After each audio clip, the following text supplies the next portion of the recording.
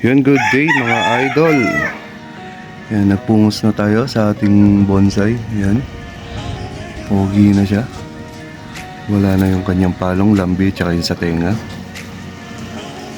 Pati itong ating hats mga idol, pinungusan na rin natin. Yan, pogi na rin siya, oh. Wala na yung kanyang lambi, tsaka yung kanyang palong. Yan mga idol. Tapos inilipat ko rito yung ating isang gold. Yan. Yan na natin siya inilagay. Tapos nilipat ko dun yung ating Boston. Yung mga nakatakip na to mga idol, ito yung mga halaman na bagong tanim natin. Yan. Hindi kasi sila pag bagong tanim at sanga lang naman yung kanilang tinuhog, hindi sila po pwedeng maarawan. Yan mga idol.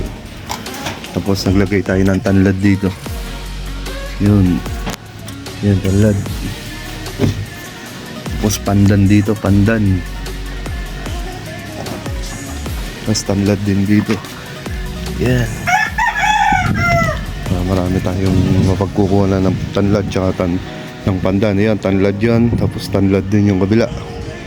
Tapos mga idol, yung mga halaman na yan, kaya rin gawin yung taguling doon sa harapan, ibabalik din sa harapan yan. Kaya naman nag-iipon tayo ng halaman para may matira dito sa ating backyard.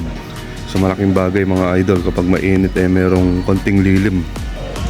Yan, tsaka magandang tignan mga idol kapag merong kang halaman sa backyard, sa manukan natin.